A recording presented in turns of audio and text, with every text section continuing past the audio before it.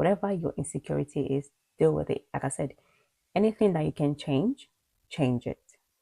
The ones you can't change, accept it and move on. Nobody cares. For the most part, nobody cares. And even if people care, you can use that. You can use it as your own motivation. So hi guys, welcome to my channel. So today I'm going to be talking about how I got over my insecurities. But before I start, I need to talk about what the insecurities are and when they started. Like, it wasn't just one thing, it was different things that caused insecurities. So I arrived in the United Kingdom when I was 13. The first day that I went to the school, I remember I was there with my dad and there was this lady there. So her daughter was supposed to start as well, but she wasn't with her. So I remember telling me, oh, you guys are going to be in the same class, you guys can be friends and things like that. So I was excited to have somebody, that's new like myself. And also her name was Tony. So I thought it was a Nigerian girl. So I was a bit more excited. I was like, yes, I'm going to have a friend in a new place. We're both new. So we're both, we both can settle down together, just kind of like understand each other. So she started about a week after I started. And I remember I kept hearing her name. Everyone's like, oh, have you seen that new girl, Tony? Have you seen her? Have you seen her? So finally, I saw her in one of my classes. And, I say hi. She was nice. She was polite. Hi, hi. But one thing I noticed was that she was confident. She was a beautiful black girl. She was chilling with the it girls, the popular girls and stuff. Like, she just fit in so perfectly. I saw the guys just tripping over her and everything. And here I was in the background. So that was the very first time I sort of experienced, would you call it I don't want to say classism because that's a bit too much for a secondary school thing, but where I just experienced that kind of, like, there's different levels. Obviously, coming from Nigeria, I was used to, it's kind of like being in the middle, I go along with the cool kids and the not so cool kids. So I always know my place. But so this is the first time I came into a new environment, not knowing anybody, not really knowing my place. Even the friends that I had was the people that, because I was using a girl's timetable, so I sort of just chill with her friends. So it wasn't like I made my own friends myself. So yeah, so I didn't really know where I fitted in and stuff. That was the first time I experienced like feeling lost and not being part of something, like not knowing where I fit in, basically. So that was a little insecurity, but nothing too bad. So the second thing was my accent. I spent the first 13 years of my life in Nigeria, and I come into a new country where they spoke differently. So I couldn't understand what they were saying a lot of the times. And I think for me as well, they couldn't understand what I was saying, mainly because I was a bit more like shy, more reserved. Like I said, it's a new environment for me. There was this girl called Melissa. She talks really, really fast. Like I said, it was already difficult for me to understand people just speaking normally. And then with her, it's like she's speaking in 2 times speed. So I couldn't understand a lot of the things that she says. So every time she speaks, I'd be like, huh? Pardon? Like, repeat yourself. But then I realized, you know what, I can use this for myself. What I used to do, I would speak fast on purpose so that people can be like, huh? Then I can repeat myself, and that gives me time to actually put more emphasis on my words to sound more British. So yeah, but then it became a very, very bad habit for me where I just talk really, really fast. I'm sure you probably notice it in this video. So I'm trying to talk slow, but yeah, it's a really, really bad habit of mine. But even now, I'm still working on it. I didn't even realize how bad it was until I actually started working, like when I go into the working environment and I saw how everyone was speaking. I saw that sometimes I was speaking, people would be like, huh? Like, what did you say? They were like, you talk really fast. So now I'm trying. I'm not there yet. I'm still trying to learn to speak slow. So yeah, so the accent thing, I was very insecure. And then the next thing was my teeth. Again, growing up in Nigeria, I never noticed anything wrong with myself, nothing at all, until I got to this country. And I think when I joined, I sort of noticed that, okay, a lot of people had like nice teeth. The people that don't have nice teeth, they had braces.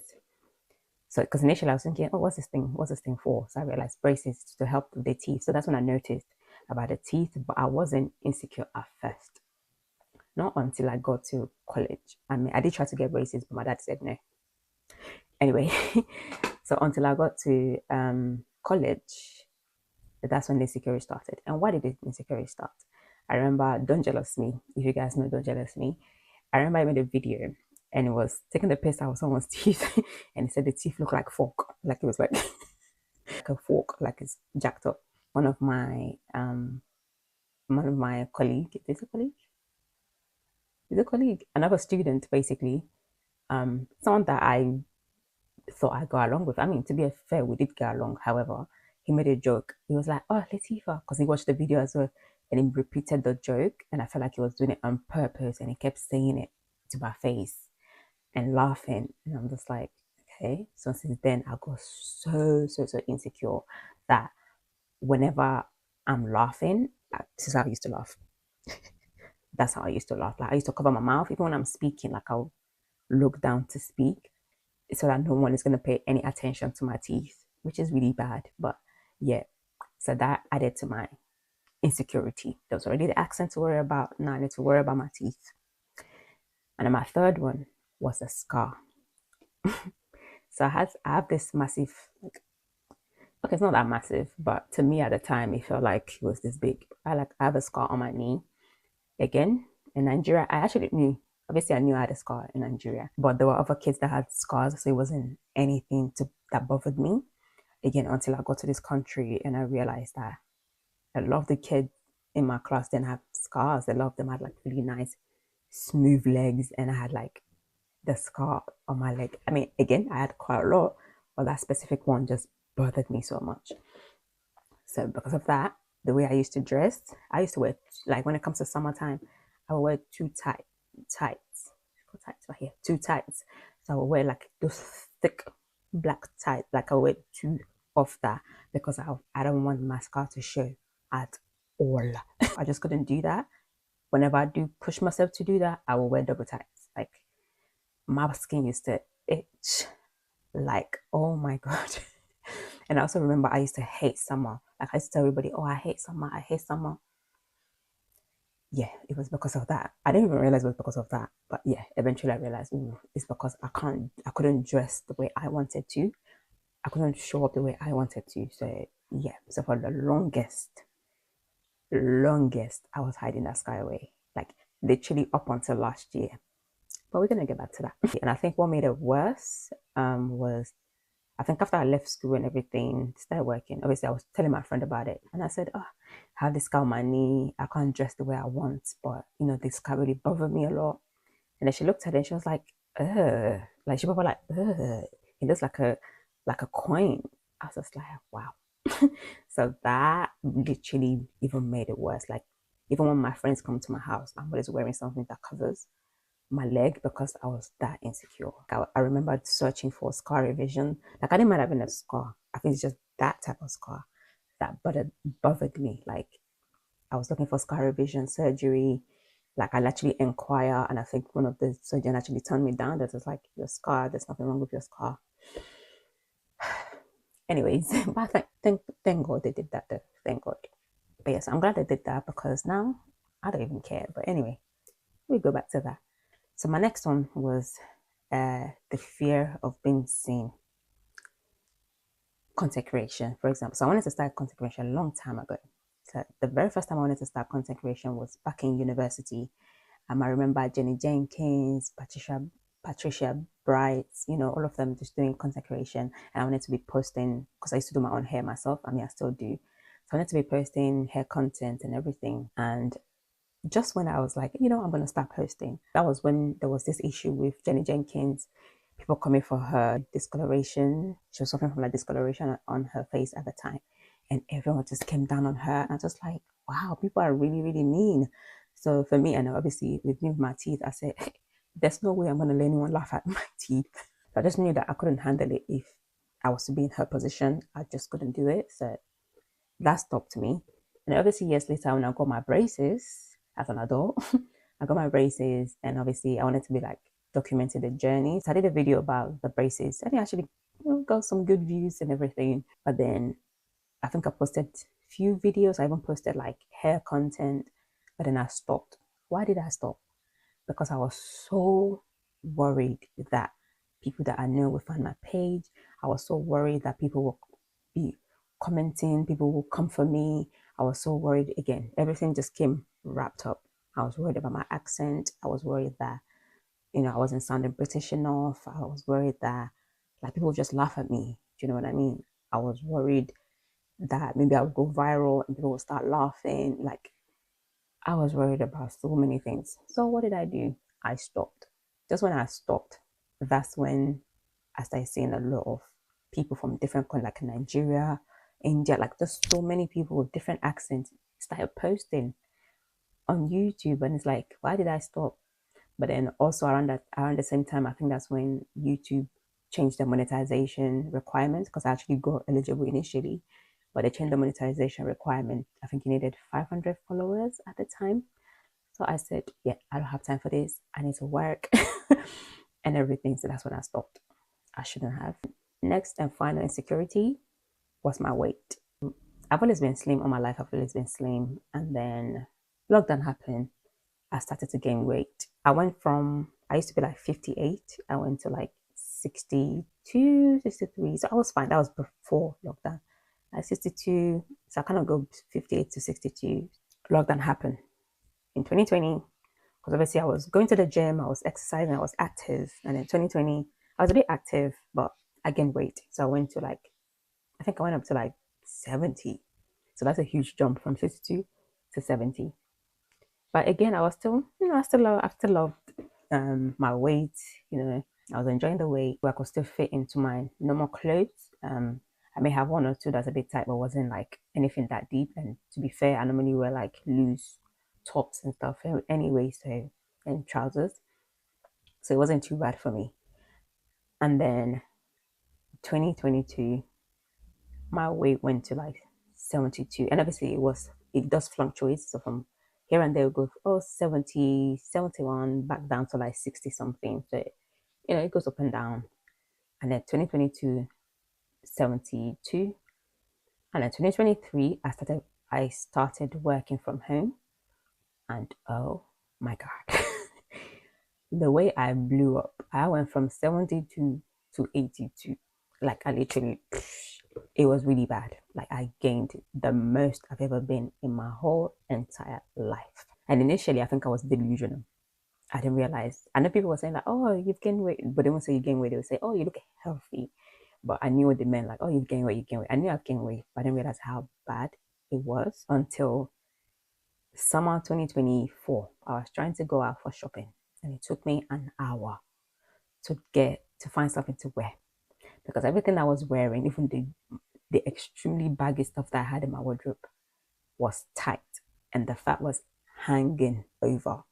That's when I said, yeah, this is really like, I was literally crying because I was so frustrated because nothing fitted properly, and the things that actually fitted just look wrong. So I cried. I remember calling my friend. I was just like, I hate our look. I was like, I hate our look. Yeah, that's when I knew something needed to be done. Like it wasn't right. So that's when I bought my walking pad, and I was exercising and everything. And I think I also went on holiday. That was when the reality check really came in. Because again, I knew I gained weight, but I didn't realize how bad until I went on holiday in July 2024. My friend did a video of me, and when I saw it, I said, this will be my last fat girl holiday. Like, this is not going to happen again. Like, I literally said, this is it. I'm not traveling anywhere looking like that ever again.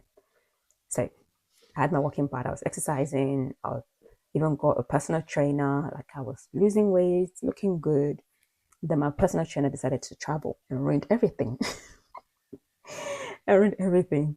So I went back to gaining weight up until last year. How did I get over my insecurities? When it came to not being the cool kid, not knowing my place in life, or I've always been one of those people that I don't beg friends.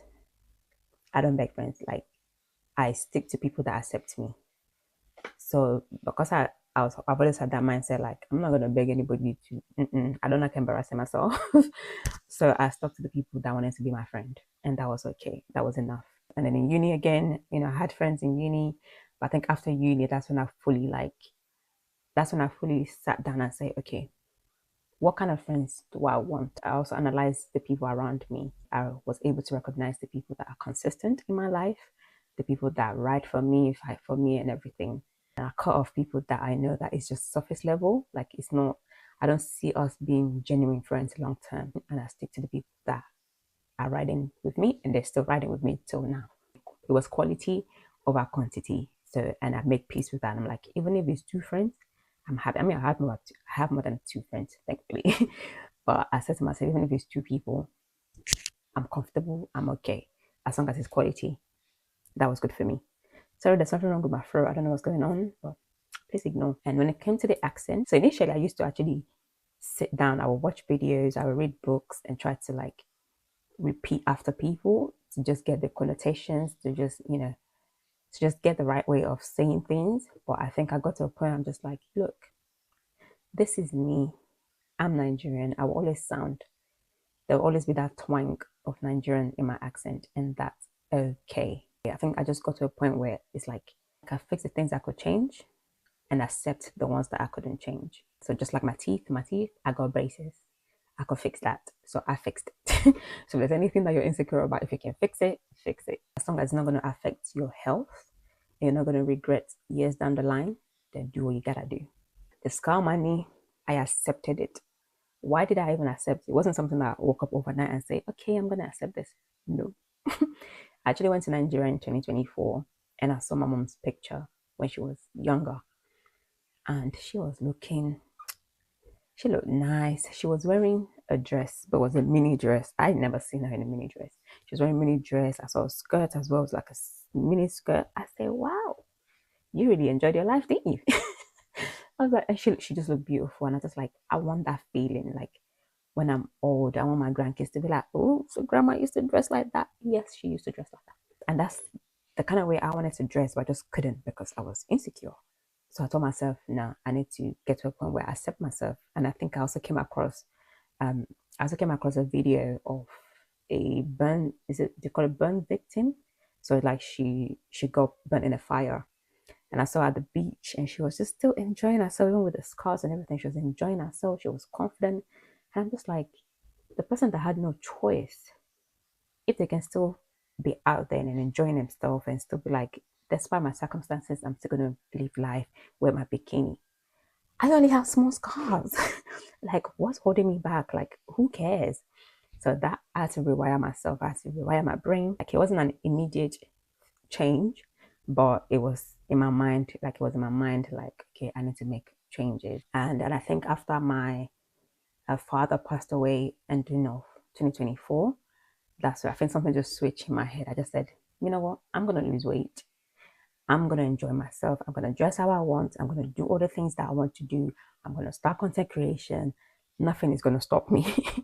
So last year, that's when I started to make changes when it came to my weight. Then I think April, that's when I locked in. I said, this weight has to drop. So I even stopped going gym. I was doing more cardio because for me, cardio works faster. I was doing intermittent fasting. Like, I was locked in. And then when it was summer, I was wearing my short. I remember buying a short dress. Like, I was so scared to go out showing my legs because, again, I've been in this country for over 20 years and I never show my leg. Like, not that I never show my leg, but when I show my leg, I wear like midi dress. So I've never worn anything above above my knee out like that. So that was the first time going out with a short dress, and I felt so confident. When I go out, I felt so confident. I already lost a bit of weight. I just felt good, and I was getting attention. The level of attention I was getting, I don't even think anyone glanced at my knee at all. I was getting looks, I was getting catcallings and everything, and not that I live for people's validation, but at that moment I needed it. At that moment it was really needed, and it just made me realize that that just made me realize that the things I was worried about, like, nobody cares. Like, and even if people care, and that's their business. So last year, that's when I started wearing short dress. And when I went on holiday, I wore my shorts on the boat. So that's how I got over the insecurity of my knee. Content creation. Again, because I had to look at my dad's life, and he lived. He lived up to like 94. So he lived his life. And I just always think about my future. I'm like, when I get old, I want to look back and say, I've done everything. I did every single thing I want to do in life. I don't want to be old and looking back and be like, oh, I wish I had started that consecration. I wish I had done this. I wish I had done that. Like, I never want to have any regret. So that was my driving force. I said, okay, I'm going to start posting. So I started with TikTok. I'm like, I'm going to start posting, at least because I feel like the kind of life and career that, or the path that God is taking me is going to be public speaking, because I'm more into what's about filming and everything. I'm like, if they call me for interview, how am I gonna act if I'm not used to talking in front of cameras? So I started posting on TikTok and just speaking and just showing up, even though I was scared, even though I was shy. I still did it anyway. I just literally took a camera, recorded, posted, and I got engagement in that same day. So I was like, yeah, this is my sign. And since then, I haven't stopped. Since last year, I've been posting. And I've been posting, and here I am on YouTube. I'm back on YouTube. I'm posting here. So to me, I'm like, you know what? Even if it's not that successful, I pray that it will be successful. But even if it wasn't, I can say, you know what? I've done it. I've done it. It didn't work out. And such is life. At least there'll be no regret, So for me, I said, when it's time for me to go, I want to go empty. I want to do everything that God has put within me to do. I enjoy content creation. I enjoy recording videos. Editing, I don't like, but I enjoy recording videos. So for me, I just want to do every single thing that comes to my mind. My advice for you is, if you have any insecurities, I'm sure you're making it bigger than it actually is. And you're worried about what people will think. Just know that someone that is not even as qualified as you, someone that's not even good at editing, someone that's not even good at whatever, will go far in life than you. Whatever your insecurity is, deal with it. Like I said, anything that you can change it. The ones you can't change, accept it and move on. Nobody cares. For the most part, nobody cares. And even if people care, you can use that. You can use it as your own motivation. You literally have one life to live. Don't let anything hold you back. If you want to do consecration, do it. Start. Even if people laugh at you and say, oh my God, look at her, she's doing consecration, she's only getting one view. The same people that say that are the same people who are going to come back when you start getting more views and say, oh, I know her. I remember when she started. Wow, she's gone far. She's getting brand deals. That's people. That's human. If you do something, people will talk. If you don't do something, people will talk. So don't let anything hold you back. And if you don't know what you want to do, sometimes just start. Like me right now, I'm just starting. I'm just doing. Eventually, I'll figure out exactly what I want to do on here. But right now, I'm just showing up. So just show up for yourself. And honestly, I feel like from last year to this year, my confidence level has changed a lot from like being in front of camera. Like if you look at my very first video on TikTok and my video here now, there's a huge difference. I'm learning about lighting, I'm learning about editing, I'm learning about all sorts. So what I'm saying, just start. If you're going to do content creation, start. Any insecurity you have, get over it. It's not as bad as you think. You are good enough. Hope you enjoyed this video, and I'll see you in my next one.